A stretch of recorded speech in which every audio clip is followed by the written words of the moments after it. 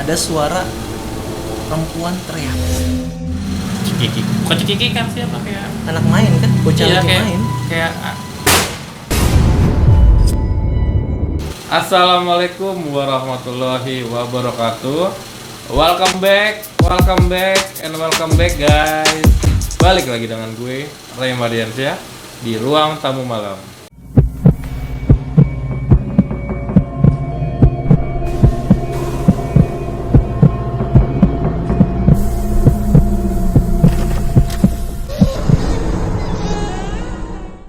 Oke, gue akan mencoba mengulas sedikit pengalaman kami berada di Situ Batok. Jadi waktu itu kan kita lagi survei ya bang ya, Ya. ceritanya ya, pengalaman di balik layar lah. Yes.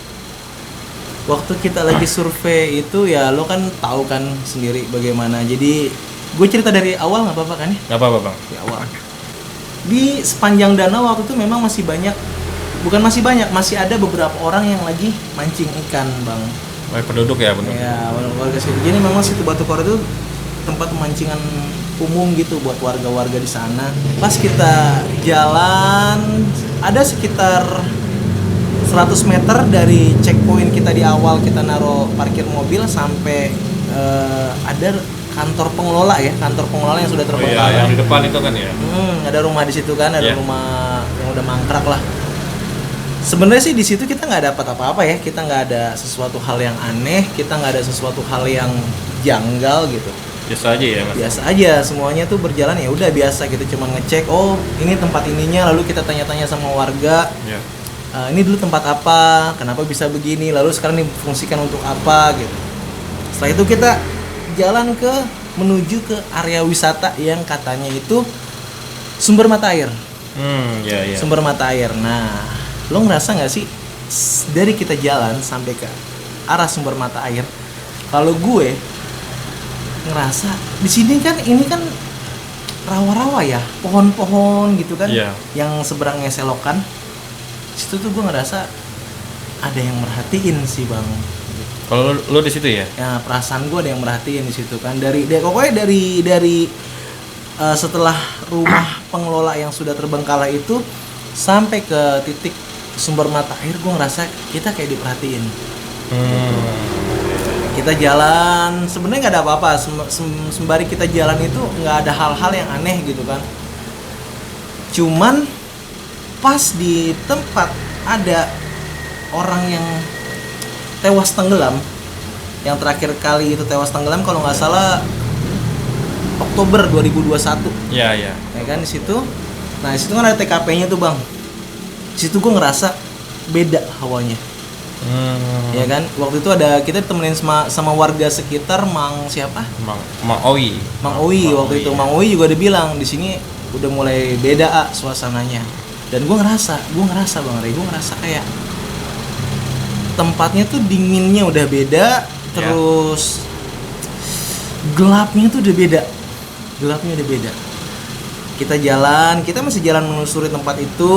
Kita survei itu, kita ngecek pertama, kita ngecek treknya gitu kan, masih bisa dilewatin apa enggak. Terus yang kedua kita ngecek lokasinya, titiknya di mana yang bisa dibilang aman dan angker gitu kan. Nah, titik paling angker buat gue itu di musola bang.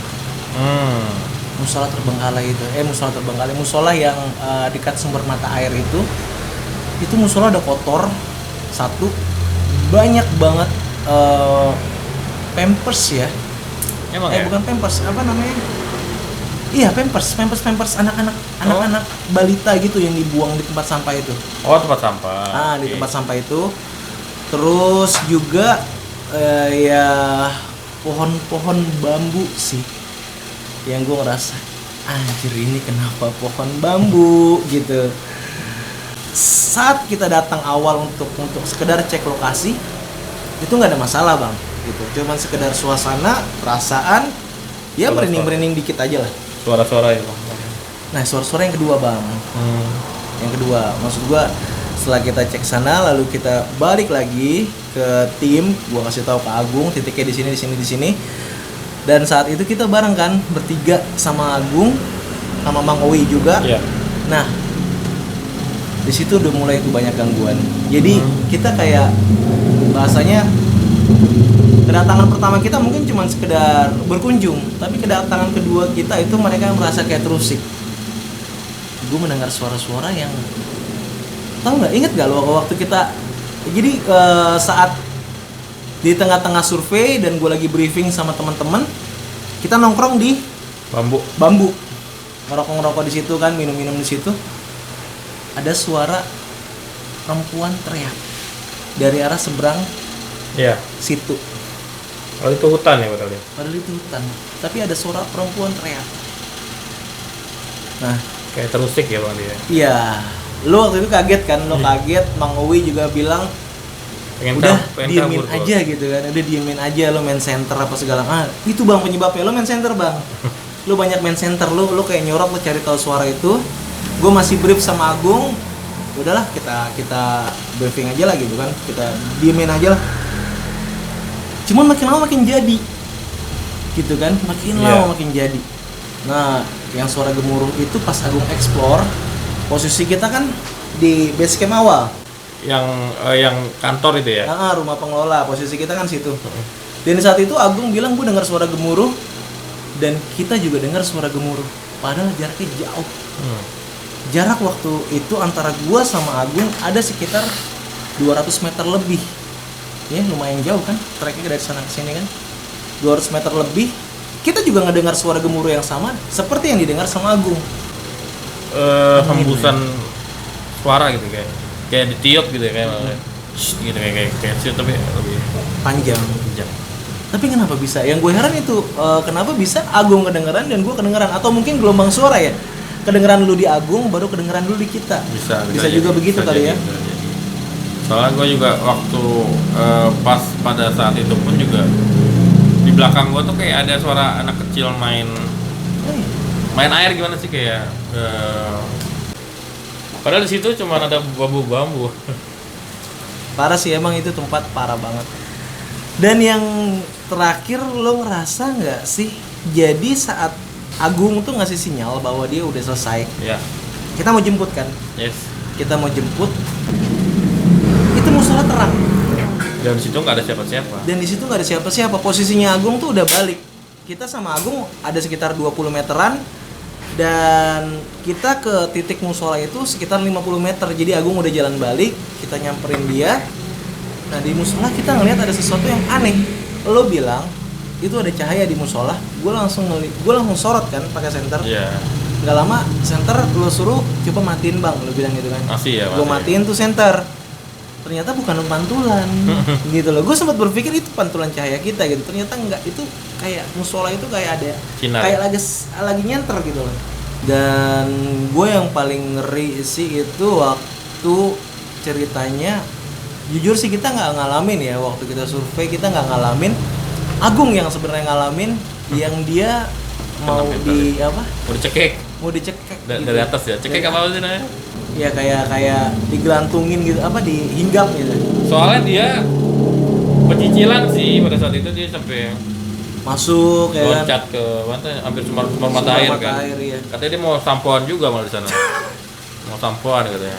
Itu sebenarnya tempat berenang bang. Kalau pagi, siang, sore itu tempat berenang anak-anak. Iya boleh. Gitu kan. Cuman katanya kalau malam nggak boleh, pantangan kita main air di situ. Iya betul. Itu, dan Agung main air gitu. Tapi yang gue dapat informasi juga mah warga sana, katanya dulu ya, tempo dulu, tanda-tanda orang tenggelam atau yang istilahnya mereka bilang sih minta tumbal bang, katanya karena buatan itu menjadi merah bang katanya, kayak darah ya. Kayak darah ya, nggak tahu juga sih, mungkin ikan lagi ditombak apa gimana kan keluar darah, mungkin itu apa nggak tahu aja. Tapi katanya sih setelah itu banyak yang satu meninggal, dan ditemukannya mungkin di Pelabuhan Ratu apa gimana. Sedangkan, dan padahal itu tertutup ya. Iya. Situ buatan itu nggak ada aliran air lain. Iya. Mau lihat mana ya iya, alirannya? Kok bisa sampai ke Pelabuhan Ratu dan jauh banget loh. Dan teman-teman, ada satu challenge yang dibuat oleh Agung sendiri. Katanya kalau misalkan video explore dia waktu di situ Batu Karu tembus 5.000 viewers, dia akan ekspor panjang bang katanya bang. Cuman pakai Kolor atau boxer gitu lah ya. Kolor apa boxer atau kancut? Atau tanah dalam? Gue nggak ngerti sih, cuman gue nggak rekomen kalau dia pakai kancut maksud gue. Oke lah Bang Ray, kalau dari cerita gue sih itu pengalaman gue dan lo juga kan ngerasain. Parah sih. Agung pun juga ngerasain, cuman nggak Agung mungkin lebih banyak saat di explore ya. Iya. Tapi kita waktu Udah kena kita mental ya? survei itu parah juga. Udah kena mental, udah Parah, gua. udah AIWO ngomongnya udah nggak bisa lagi. Pucut mukanya. Yang biasanya kayak nyeleneh apa enggak masukin akal logika gitu kan. Terus kemarin udah kicep ya ibaratnya ya. Jiper. Oke, nantikan video-video kami berikutnya.